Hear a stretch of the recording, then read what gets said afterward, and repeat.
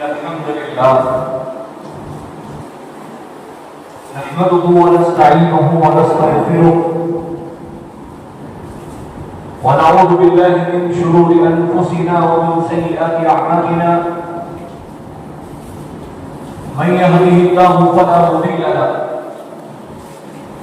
ومن يضلل فلا هادي له وأشهد أن لا إله إلا الله وحده لا شريك له وأشهد أن محمدا عبده ورسوله أما بعد فإن خير الحديث كتاب الله وخير الهدي هدي محمد صلى الله عليه وسلم وشر الأمور محدثاتها وكل محدثة بدعة وكل بدعة ضلالة وكل ضلالة في النار. أعوذ بالله السميع العليم من الشيطان الرجيم. بسم الله الرحمن الرحيم. ولو أن أهل القرى آمنوا واتقوا لفتحنا عليهم بركات من السماء والأرض. علماء کرام، عزیز طلباء، بزرگان دین، نوجوانان ملت، بھائی اور بہن،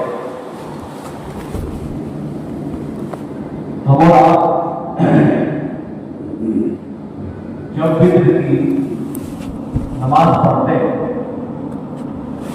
تو فطر کی نماز میں ہم ایک دعا پڑھتے ہیں اور وہ دعا بہت مشہور ہے.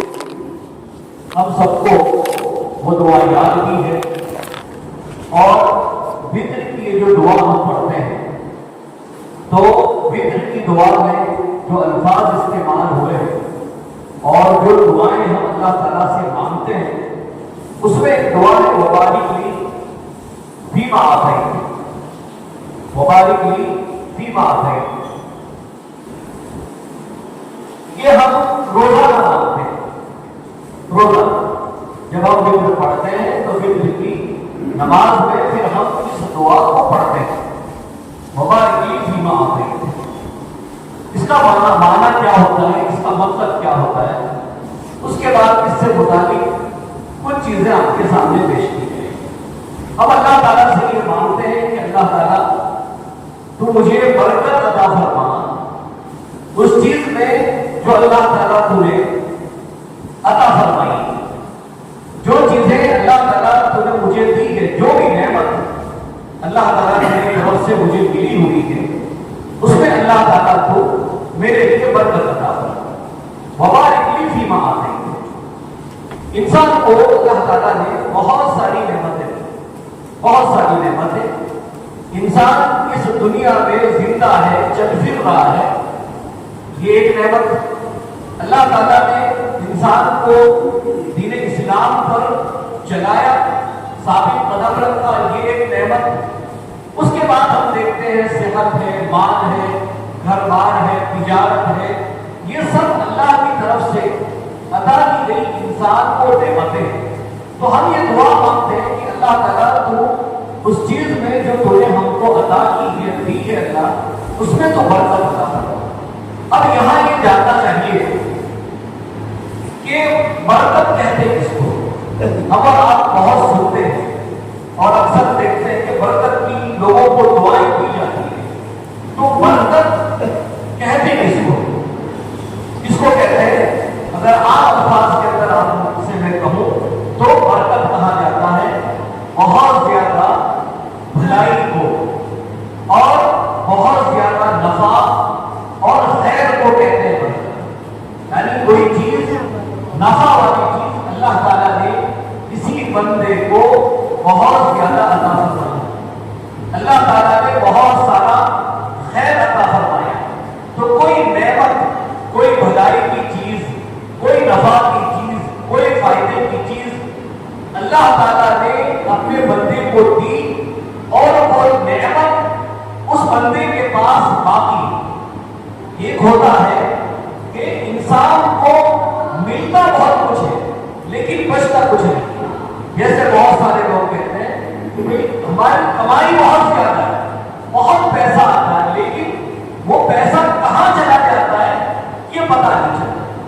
تو انسان کو جو کچھ اللہ تعالیٰ دے رہا ہے وہ چیز اس میں بھلائی ہے، اس میں خیر ہے، اور وہ چیز انسان کے پاس باقی صحیح سلامت۔ اب یہ مال کی بھی برکت ہو سکتی ہے، یہ صحت کی بھی برکت ہو سکتی ہے، گھر کی بھی برکت ہو سکتی ہے، اور اولاد کی بھی برکت ہو سکتی ہے۔ تو یہ ہے برکت۔ اب برکت سے متعلق چند چیزیں ہم کو سمجھنا چاہیے کہ ایک انسان اللہ تعالیٰ کی طرف سے برکت کا حقدار کب بنتا ہے۔ اللہ تعالیٰ اپنے بندوں کو اپنی برکتوں سے کب نوازتا ہے، کب دیتا ہے اللہ تعالیٰ برکتیں اپنے بندوں کو۔ نمبر 1، اللہ تعالیٰ قرآن کریم میں فرماتا ہے وَلَوْ أَنَّ أَهْلَ الْقُرَىٰ آمَنُوا وَاتَّقَوْا لَفَتَحْنَا عَلَيْهِمْ بَرَكَاتٍ مِّنَ السَّمَاءِ وَالْأَرْضِ۔ پہلی بات جو اللہ تعالیٰ نے بیان فرمائی کہ اگر یہ بستی والے یہ ایمان لے آتے، ایمان لانا شرط، یعنی برکات کے جو دروازے کھلتے ہیں، اللہ تعالیٰ آسمان اور زمین سے برکت کو، خیر کو، بھلائی کو، نفع کو جو بندے کو اللہ تعالیٰ عطا کرتا ہے، اس کی پہلی شرط ہے ایمان، یعنی اللہ پر ایمان لانا، توحید والا، یعنی اللہ تعالیٰ موحدین کو، توحید والوں کو برکتوں سے نوازتا ہے۔ تو ایمان، توحید، یہ برکت کی پہلی شرط ہے کہ آپ کے پاس ایمان ہونا چاہیے، توحید ہونی چاہیے، شرک سے دوری ہونی چاہیے، اس پر اللہ تعالیٰ برکتوں سے نوازے۔ دوسری بات آیت کریمہ میں جو ذکر کی گئی وَلَوْ أَنَّ أَهْلَ الْقُرَىٰ آمَنُوا وَاتَّقَوْا لَفَتَحْنَا عَلَيْهِمْ بَرَكَاتٍ مِّنَ السَّمَاءِ وَالْأَرْضِ۔ دوسری بات تقویٰ اختیار کرنا۔ تقویٰ یہ ہے کہ انسان ان چیزوں سے رک جائے جو چیزیں اللہ نے حرام کی، جن چیزوں سے روکنے کا حکم دیا گیا۔ اب یہ گناہوں کی شکل میں ہو کہ انسان اپنے آپ کو گناہوں سے روک لے، چوری کے، زنا ہے، بدکاری ہے، اس قسم کے گناہوں سے روک لینا، یا اسی طریقے سے انسان کو جو چیزیں ان اللہ تعالیٰ نے کمائی کے بارے میں حرام کر دی ہے، جیسے سود خوری ہے، ناجائز طریقے سے جھوٹ بول کر کمانا ہے، ان چیزوں سے اپنے آپ کو روک لے۔ غرض بتانا یہ کہ انسان جب اللہ پر ایمان لے آئے، توحید والا ہو جائے، اس کے بعد اس کو اپنے آپ کو گناہوں سے بچا لینا۔ کہتے ہیں جب بندہ یہ کرتا ہے اور کہا ہے کہ اگر یہ بستی والے ایسا کرتے، ایسا اگر یہ کر دیتے لَفَتَحْنَا عَلَيْهِمْ بَرَكَاتٍ مِّنَ السَّمَاءِ وَالْأَرْضِ، تو آسمان اور زمین کی بہت ساری برکتیں ہم ان پر کھول دیتے۔ یعنی اللہ تعالیٰ آسمان سے اور زمینوں سے ان پر برکتوں کا نزول فرماتا۔ آسمان سے برکتوں کا نازل ہونا، کیسے آسمان سے برکتیں نازل ہوتی ہیں؟ ہم دیکھتے ہیں کہ بارش ہوتی ہے، لیکن یہ بارش اگر اتنی مقدار میں ہو جائے کہ جس سے کسی کی کھیتی برباد ہو جائے، تو آپ یہ نہیں کہیں گے کہ یہ اس میں اللہ تعالیٰ نے برکت رکھی ہے، کیونکہ وہاں نقصان ہے۔ بارش اتنی مقدار میں آ جائے کہ جس سے گاؤں کے گاؤں ڈوب جائے، شہر کے شہر ڈوب جائے، تو اللہ تعالیٰ برکتوں والی نعمتیں اور بارشوں کا نزول کرتا ہے کہ جس سے انسان کو خیر پہنچتا ہے، اور اس کا اثر زمین میں بھی نظر آتا ہے کہ اللہ تعالیٰ اس روئے زمین پر اور اس زمین کے اوپر اللہ تعالیٰ پھر اس کے ذریعے اناجوں کو اگاتا ہے، نفع دینے والی چیزوں کو انسان کو فراہم کرتا ہے۔ تو پہلی چیز یہ کہ کوئی بندہ اگر چاہتا ہے کہ اللہ تعالیٰ کی برکتیں اس پر نازل ہو، تو اسے یہ کرنا ہے کہ ایک اس کے پاس ایمان ہو، اور ایمان کی سب سے اونچی کیٹیگری یہ ہے کہ اس کے پاس توحید ہونا چاہیے، اور اس کے بعد اللہ تعالیٰ نے جن چیزوں کو حرام قرار دیا ہے اس سے ایک بندہ رک جائے۔ دیکھیے برکت کے بارے میں یہ چیز بھی جاننا ضروری ہے۔ آج کل ایسا ہوتا ہے کہ انسان یہ سمجھتا ہے کہ فلاں چیز میں برکت ہے، فلاں کام میں برکت ہے۔ برکت کے بارے میں ایک اصول یہ یاد رکھنا چاہیے، ایک قاعدہ یہ یاد رکھنا چاہیے کہ برکت انہی چیزوں کے اندر ہے جس میں اللہ اس کے رسول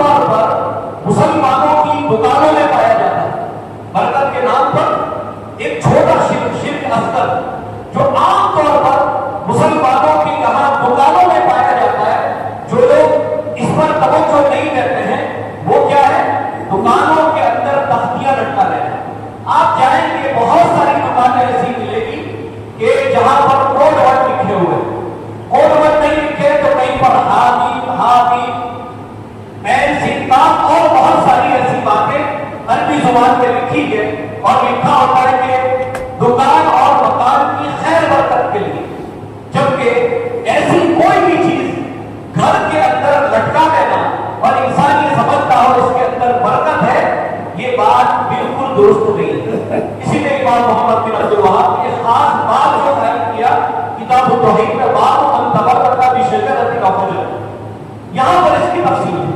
تو بتا دیں بہت سارے مسلمان گھروں کے اندر وہ لگایا ہوا ہے مکان اور دکان کی خیر برکت کے لیے، جبکہ پتا ہونا چاہیے یہ لگائی ہوئی چیز یہ شرک کے دائرے میں آتی ہے، کیونکہ کسی چیز کے لٹکانے سے برکت نہیں۔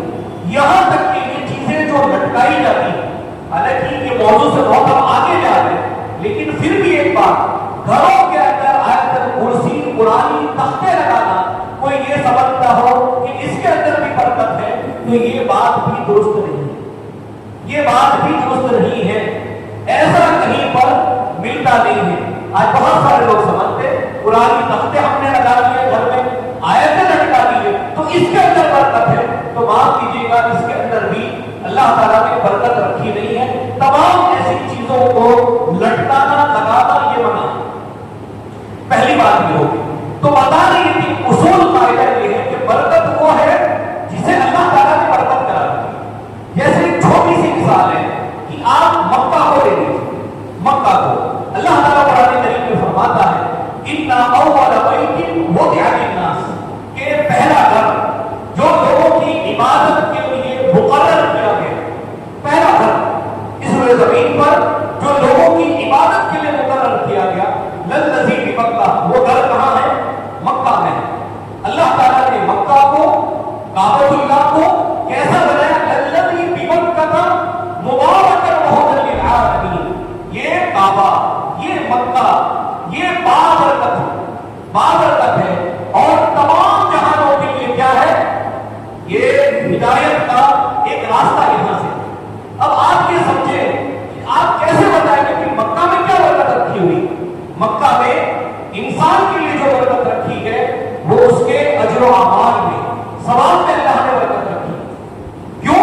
کیونکہ ہم دیکھتے ہیں عام طور پر ایک انسان جو نمازیں اپنی مسجدوں میں ادا کرتا ہے، اس کے بنسبت پر جب وہ مکہ میں کوئی نماز پڑھتا ہے تو اس کے ثواب میں برکت یہ ہے کہ ایک نماز کو اللہ تعالیٰ 1,00,000 نمازوں کے ثواب کے برابر کر دیتا ہے، یہ ہے برکت۔ دوسرا کہ بہت ساری عبادتیں ایسی ہیں جس کا تعلق صرف مکہ سے ہے، وہ آپ کہیں باہر نہیں ادا کر سکتے، آپ طواف کہیں مکہ سے باہر نہیں کر سکتے، صفا مروا کی صحیح آپ مکہ سے باہر نہیں کر سکتے۔ تو بتا رہی ہے کہ برکت اس چیز میں ہے جس میں اللہ نے کہا کہ یہ برکت ہے، پیارے نبی صلی اللہ علیہ وسلم نے کہا کہ یہ برکت ہے، اس کے علاوہ کسی چیز کے اندر کوئی برکت ہو نہیں سکتی ہے، یہ بات یاد رکھیں۔ تو پہلی چیز توحید اور ایمان تقویٰ کے اندر اللہ نے برکت رکھی۔ نمبر 2 قرآن کریم کی تلاوت کرنا، اللہ تعالیٰ نے قرآن کریم کو مبارک کہا۔ قرآن کریم میں مختلف جگہ پر اللہ تعالیٰ فرماتا ہے وَهَذَا كِتَابٌ أَنزَلْنَاهُ مُبَارَكٌ فَاتَّبِعُوهُ وَاتَّقُوا لَعَلَّكُمْ تُرْحَمُونَ۔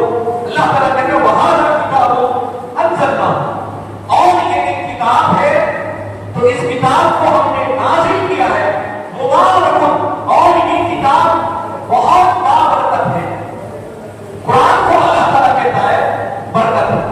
اب انسان اپنی زندگی کے اندر جو برکت لانا چاہتا ہے، وہ برکت چاہے اس کے گھر میں ہو، وہ برکت انسان کے کاروبار سے متعلق ہو، اس برکت کا ایک تعلق قرآن کریم کی تلاوت سے ہے کہ اللہ تعالیٰ کہتا ہے کہ قرآن کریم برکت والی کتاب ہے۔ اب آپ قرآن کریم کی برکت دیکھیے کہ یہ قرآن کریم برکت کیسے ہے۔ پہلی چیز یہ کہ انسان قرآن کریم کو پڑھنا سیکھے اور قرآن کریم کی تلاوت کرے۔ انسان جہاں کہیں رہتا ہے قرآن کریم کی اس کو تلاوت کرنا چاہیے۔ قرآن کریم کی تلاوت کے فائدے کیا ہیں یہ اگر ہم دیکھنا چاہیں برکت، تو اس کی ایک برکت تو یہ ہے کہ قرآن کریم کی تلاوت کرنا اس سے شیطان بھاگتا ہے۔ انسان کے گھروں کی، انسان کے دکانوں کی، انسان کی فیکٹریوں کی جب آپ قرآن کریم کی تلاوت کرتے ہیں تو سورۃ البقرہ یدخل الشیطان من البیت، یہ جہاں پر سورۃ بقرہ کی تلاوت کی جاتی شیطان وہاں سے بھاگتا ہے۔ تو ایک برکت تو اللہ تعالیٰ نے یہ رکھی ہے کہ شیطانوں سے حفاظت ہے انسان کے لیے جو قرآن کریم کی تلاوت کرے۔ دوسرا یہ کہ اللہ تعالیٰ نے قرآن کریم کے اندر شفا رکھی، وَنُنَزِّلُ مِنَ الْقُرْآنِ مَا هُوَ شِفَاءٌ وَرَحْمَةٌ، اللہ تعالیٰ نے قرآن کریم میں شفا رکھی، قرآن کریم میں رحمت رکھی ہے۔ اب کوئی انسان اگر اس کو شفا ملتی ہے، اگر وہ شفا چاہے اس کی روحانی شفا ہو کہ قرآن پڑھ کر کے اس کے عقیدے کی، اس کے ایمان کی اصلاح ہو جائے، یعنی اس کا دل سدھر جائے، یہ بھی اس کے لیے برکت ہے۔ اور قرآن پڑھ کر کے ایک انسان جو بیمار ہے اس کی بیماری کا اگر علاج ہوتا ہے تو اس کے جسم کے لیے، اس کی صحت کے لیے یہ قرآن کریم برکت ہے۔ تو قرآن کریم کا پڑھنا، تلاوت کرنا یہ برکت ہے۔ آج کئی لوگ پریشان ہیں اور کہتے ہیں ہمارے ساتھ یہ نہیں کہ وہ نہیں فلا نہیں، لیکن کیا قرآن کریم کی پابندی ہم کرتے ہیں، تلاوت کرتے ہیں؟ آپ تلاوت کریے اور اس کے بعد دیکھیے کہ اس کی جو برکات ہے وہ آپ کو ملتی ہے یا نہیں ملتی۔ تو قرآن کریم کی تلاوت کرنا یہ ایک برکت کا عمل ہے۔ تیسری چیز جو پیارے نبی صلی اللہ علیہ وسلم نے برکت کے لیے فرمائی ہے، تیسری برکت انسان کہاں سے ملے، کیسے ملے گی انسان کو برکت، تو وہ کیا ہے؟ پیارے نبی صلی اللہ علیہ وسلم نے اپنی امت کے لیے دعا فرمائی، اور وہ دعا یہ ہے کہ پیارے نبی صلی اللہ علیہ وسلم فرماتے ہیں اللہم بارک لأمتی فی بکورہا، اللہ تعالیٰ تو میری امت کے صبح کے اوقات میں برکت عطا فرما۔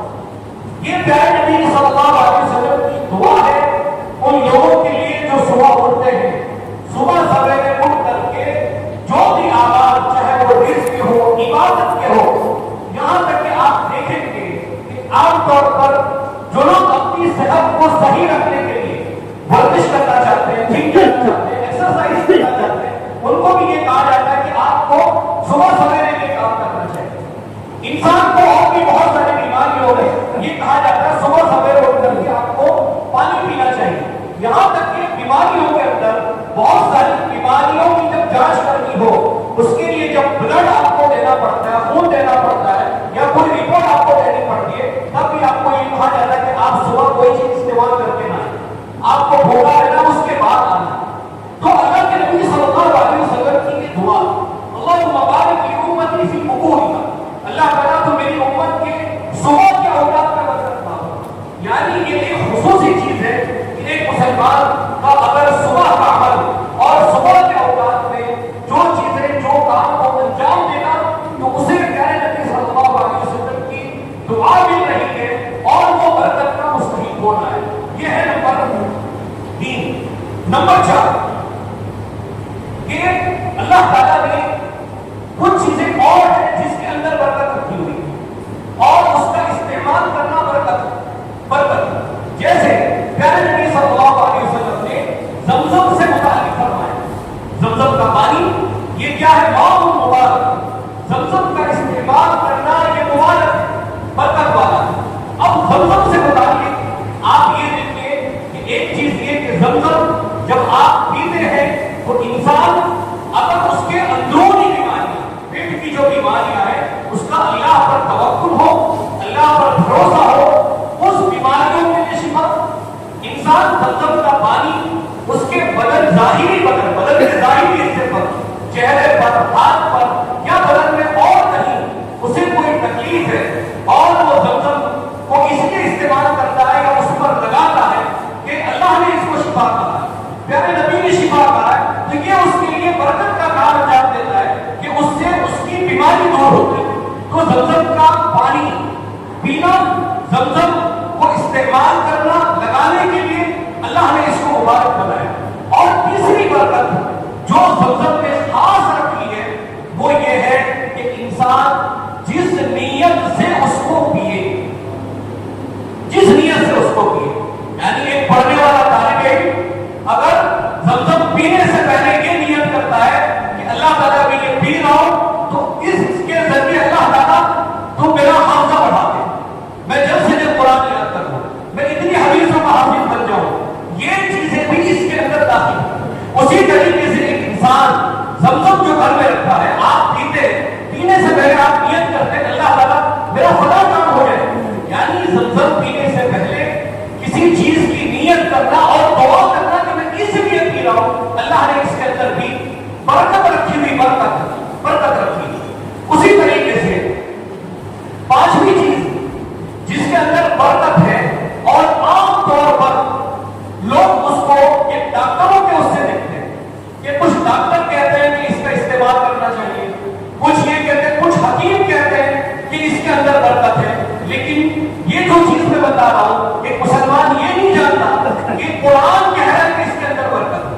قرآن کہہ رہا وہ کیا ہے؟ زیتون.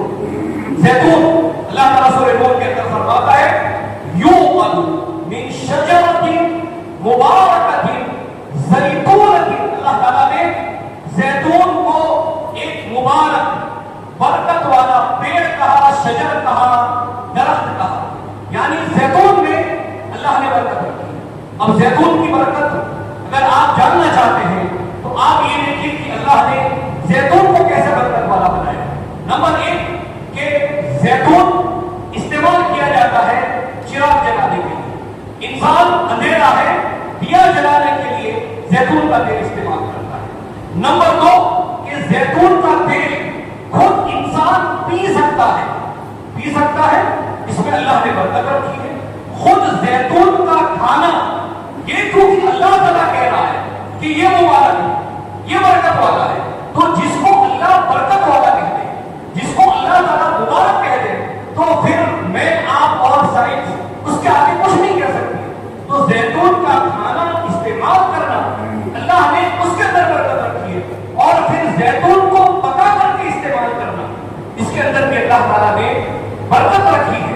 یہاں تک کہ زیتون کا تیل انسان کسی بیماری کے علاج کے لیے بھی استعمال کرتا ہے کہ نہیں مجھے فلاں اس میں لگانا ہے, ہاتھ پر ملنا ہے, جسم پر ملنا ہے, کیونکہ اسے مبارک کہا, برکت والا کہا. آج اکثر مسلمان اس چیز سے واقف نہیں ہے, تو زیتون کو اللہ تعالیٰ نے مبارک کہا ہے, برکت والا کہا ہے. اسی طریقے سے نمبر 6 برکت خریداری, بیچنا, لین دین کے اعتبار سے کچھ اصول, کچھ آئے پیارے نبی صلی اللہ علیہ وسلم نے بتائے ہیں کہ جس میں ایک انسان کوئی سامان اگر خرید کر کے لاتا ہے, ویسے خرید کر کے لاتا ہے جیسے اللہ کے نبی صلی اللہ علیہ وسلم نے بتلایا, تو اس کے خریدے ہوئے سامان میں برکت. اور بیچنے والا کوئی سامان جب بیچتا ہے تو وہ ویسے بیچے جیسے اللہ کے نبی صلی اللہ علیہ وسلم نے کہا, تو اس کے بیچنے میں بھی برکت ہے. آپ دیکھ لیجیے صحیح بخاری مسلم کی حدیث ہے, اللہ کے نبی صلی اللہ علیہ وسلم فرماتے ہیں البیعان بالخیار ما لم یتفرقا. البیعان بالخیار ما لم یتفرقا, کہ دیکھو بیچنے والا اور خریدنے والا دونوں کو اختیار ہے. اختیار مطلب نہ بیچنے والا کوئی زبردستی کر سکتا ہے, نہ خریدنے والا کسی سامان کو خریدتے ہوئے زبردستی کر سکتا ہے. مانا یہ تفرقہ, جب تک ایک مجلس میں ہے, دو آدمی کسی سامان کا سودا کر رہے ہیں, ایک بیچنے والا ہے اور ایک خریدنے والا ہے, دو لوگ ہیں, ایک بیچنا چاہتا ہے اور ایک خریدنا چاہتا ہے. اب دونوں کو کیا ہے, آپس میں بیٹھ کر کے طے کر رہے ہیں. ایک مجلس سے ایک جگہ بیٹھے ہوئے ہیں, آپ طے کر لیجیے یہ سامان آپ کتنے میں دیں گے اور یہ شخص کتنے میں سامان خریدے گا. جو بھی آپ کا لین دین کا معاملہ ہے, جب تک آپ بیٹھ کر کے آپ چاہے طے کریں. آپ کی مجلس ختم ہو گئی, آپ نے کوئی چیز طے نہیں کی, اب اس کے اندر کوئی چیز نہیں, تو انسان کوئی اختیار ہے, آپ جو چاہیں لینا چاہیں, آپ کو اپنی قیمت بتا دیں, بیچنے والا اپنی قیمت بتا دیں. اس کے بعد بتلایا خریدنے اور بیچنے والوں کے لیے جو برکت کہاں سے آئے گی وہ آگے کی حدیث میں اللہ کے نبی نے فرمایا. کیا فرمایا؟ فَإِن صَدَقَا وَبَيَّنَا بُورِكَ لَهُمَا فِي بَيْعِهِمَا. فَإِن صَدَقَا وَبَيَّنَا بُورِكَ لَهُمَا فِي بَيْعِهِمَا. اگر دونوں سچ بولے, یہ نہیں کہا کہ صرف بیچنے والا سچ بولے گا. اللہ کے نبی نے کہا सामान है, बेचने वाला आदमी भी सच बोल रहा है और खरीदने वाला आदमी भी सच बोल रहा है, दोनों सच बोले, फकीर सदका, दोनों सच बोले, वो बय्यना, और दोनों जो भी चीज है उसको वाज़ेह तौर पर बतला। यानी कोई सामान अगर आप बेच रहे हैं और उस सामान में कोई खराबी है, कोई ऐब है, या जो चीज आप बेच रहे हैं उसके अंदर कोई खराबी हो सकती है, कोई मसला हो सकता है, तो आपको बतलाना है लेते वक्त और बेचते वक्त, कंडीशन बिल्कुल क्लियर होनी चाहिए।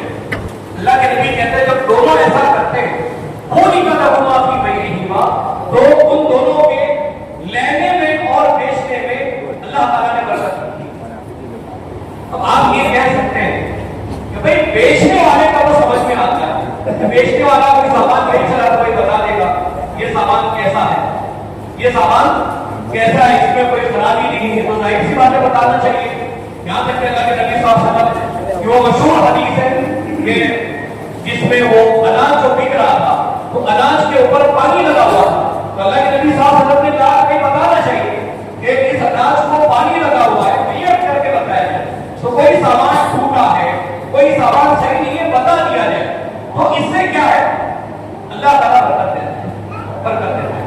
अब यहाँ एक चीज सवाल ये भी हो सकता है, हालांकि बहुत कम है, कि फिर तो खरीदने वाले बेचने वाले को ये भी बताना पड़ेगा कि इसकी ओरिजिनल कीमत क्या है, तो आपको ये पता होना चाहिए कि ये बेचने वाले पर है, वो उसको कीमत बताए ना बताए ये उसका मामला। बेचने वाले वो सिर्फ ये कहेगा भाई ये सामान मैं इतने में दूंगा, अब ये उसके ऊपर है कि वो आपको कहे ना कहे, इसमें सामने वाला खरीदने वाला जबरदस्ती नहीं कर सकता, क्योंकि बेचने वाला जाहिर सी बात है बहुत सारे मरहलों से गुजरता है, लेकिन फिर बेचने वाले को झूठ नहीं बोलना कि सामान आप जितने में लाए आप कीमत नहीं बताना चाहते मत बताइए, लेकिन ये मत बोलिए कि नहीं ये सामान मेरे को इतने में नहीं पड़ा है, ये गलत है। अब आप ये कहते हैं बेचने वाला सच बोले, ये समझ में आता है, खरीदने वाला सच बोले ये कैसे समझ में आएगा? अगर आप इसको समझना चाहते हैं तो आप ये याद रखिए कि बहुत सारे लोग आज ऐसे किसी दुकान पर जाते हैं, दुकानदार कहता है कि ये सामान कितने रुपए में मिलेगा, तो खरीदने वाला क्या कहता है वो तो वहां पर इतने में मिल जाएगा, उससे कम कीमत बतलाते हैं, जबकि वहां पर वो सामान इतना सस्ता होता ही नहीं।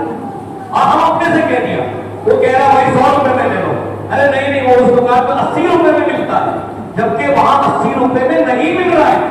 और जब आप ऐसा बोल करके ले आते हैं तो उस सामान की बरकत खत्म हो जाती है। पता चला इंसान झूठ बोलकर सामान लेकर के आया और वो सामान कुछ दिन के अंदर खराब हो गया, उसके इस्तेमाल के लायक नहीं रहा।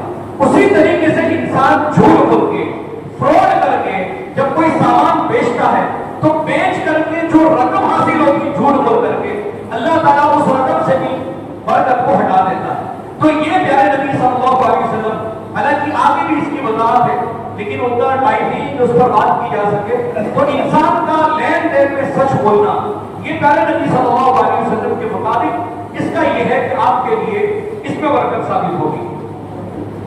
उसी तरीके से बरकत का होना और किस जगह पर है, तो अल्लाह ताला कुरान करीम में फरमाता है यमहकुल्लाहु रिबा व युर्बि सदक़ात। ये इंतहाई अहम है, इसको समझना चाहिए।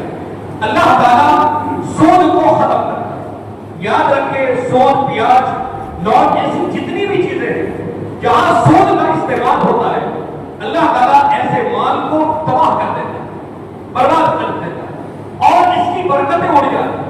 और उसके मुकाबले में अल्लाह ताला ये कहता है व युर्बि सदक़ात, लेकिन सदक़े को अल्लाह बढ़ाता है।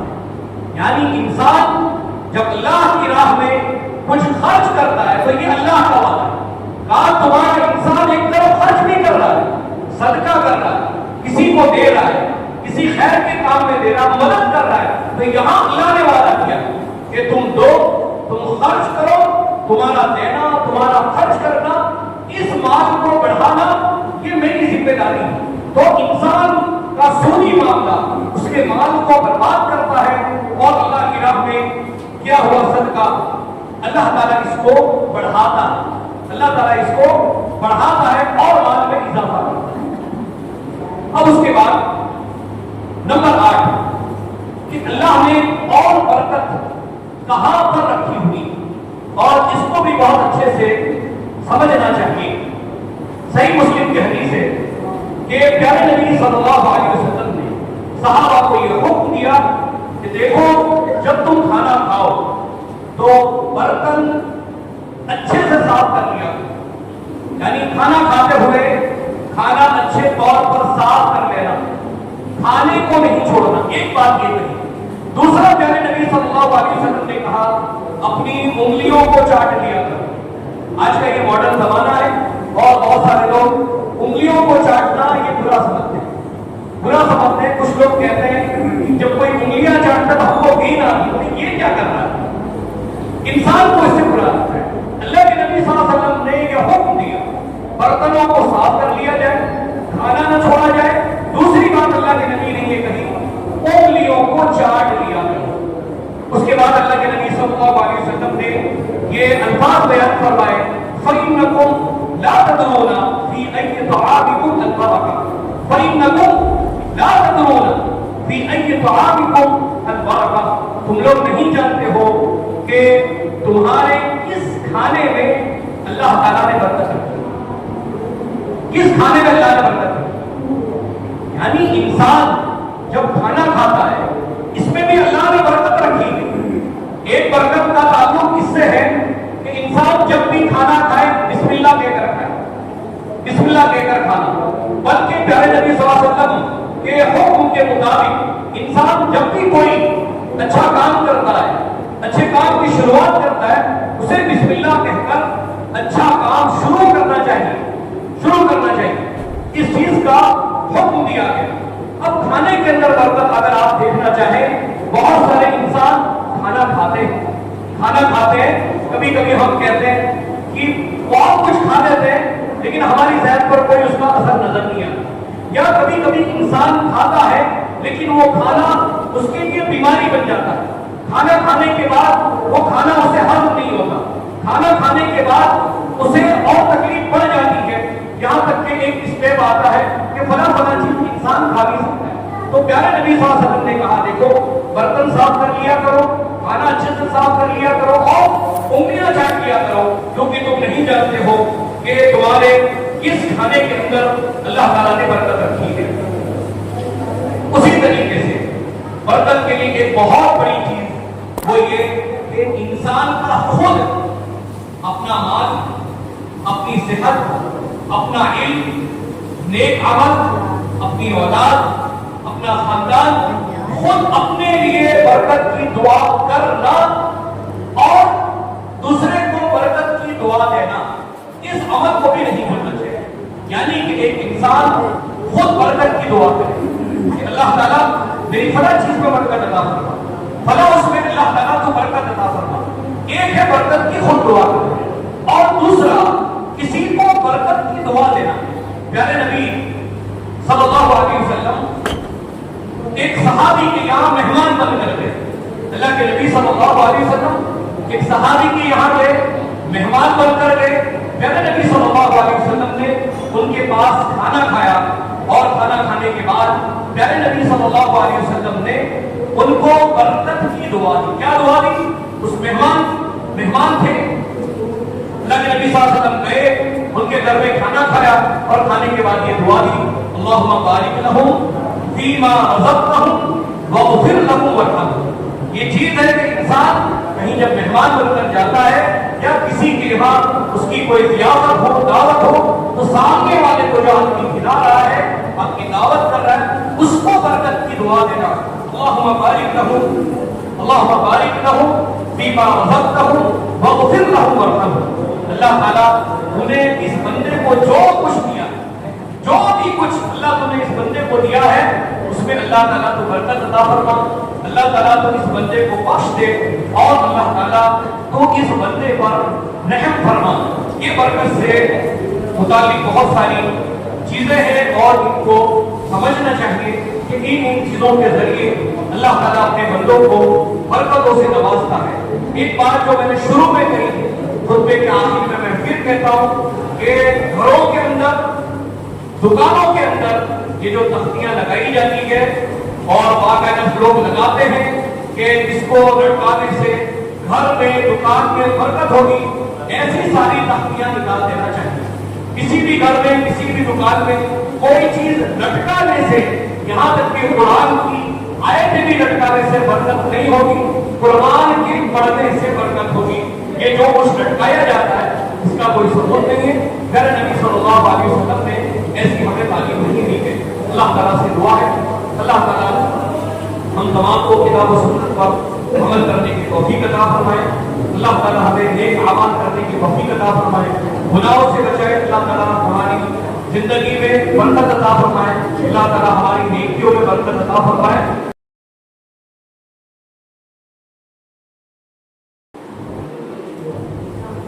الحمدللہ والصلاۃ والسلام علی رسول اللہ، اما بعد، اعوذ باللہ السمیع العلیم من الشیطان الرجیم، بسم اللہ الرحمن الرحیم، ان اللہ وملائکتہ یصلون علی النبی یا ایھا الذین آمنوا صلوا علیہ وسلموا تسلیما، اللهم صل علی محمد وعلی آل محمد کما صلیت علی ابراہیم وعلی آل ابراہیم انک حمید مجید، اللهم بارک علی محمد وعلی آل محمد کما بارکت علی ابراہیم وعلی آل ابراہیم انک حمید مجید۔ ان اللہ یأمر بالعدل والإحسان وإيتاء ذي القربى وينهى عن الفحشاء والمنكر والبغي يعظكم لعلكم تذكرون، اذكروا الله يذكركم وادعوه يستجب لكم ولذكر الله